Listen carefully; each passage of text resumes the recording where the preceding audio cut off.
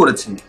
Selfie culture আমার খুব একটা পছন্দ না, বা একটা ছবি তুলে আমার ফেসবুকে আপলোড করা, এটা আমার কখনোই কোনোদিনই পছন্দ ছিল না, এখনো নেই, ইন ফিউচারও থাকবে না। তো আসার পর থেকে আমি কিন্তু খুব একটা সময় পাইনি, মানে এত বড় লম্বা গ্যাপ তো কখনো পাইনি, এর অর্ধেক গ্যাপও কোনোদিন পাইনি। এই সময়টা আমার কাছে মনে হয়েছে নিজেকে সময় দেওয়ার যে একটা ব্যাপার, নিজের সাথে নিজের থাকা, নিজের সাথে নিজের পথ চলা, নিজের ভালো সম্পর্কে বোঝা, নিজের খারাপ সম্পর্কে বোঝা। এখন এসে মনে হয়েছে যে অনেক হিসাব, অনেক কিছু মনে হয়েছে যে আরো অনেক ভালো হতে পারতো, এই ব্যাপারটা এমন না হয়ে এমন হলে আরো ভালো হতো, এই সময়টা আমার এমন হওয়া উচিত ছিল, এই সময়টা এই করা উচিত ছিল, এই মানুষগুলোর সাথে আমার চলা উচিত ছিল না, এই মানুষগুলোর সাথে আমার চলা উচিত ছিল। তো নিজের সাথে নিজের যে কথা বলার একটা সময় প্রত্যেকটা মানুষের দরকার।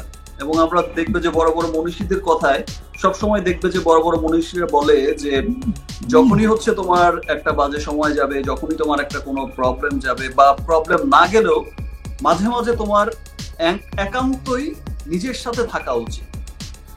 সো এবার অনেক লম্বা সময় ধরে খুব নিজের সাথে সময় কাটাচ্ছি, তো তো অনেক রকম ভাবনা চিন্তাই কিন্তু চলে আসছে, অনেক রকম হিসাব, অনেক হিসাব মানে এখন এসে মিলছে যে হিসাবটা এমন হতে পারতো, হিসাবটা এমন হলে ভালো হতো, এই হিসাবটা হওয়া উচিত ছিল না, এই মানুষটার সাথে মেশা উচিত ছিল না, এই মানুষটার সাথে মেশা উচিত ছিল, আমি এইখানে আমার প্রবলেম হয়েছে, ওখানেই প্রবলেম হয়েছে, বা এটা আমি পেয়েছি, ওটা আমি পেয়েছি।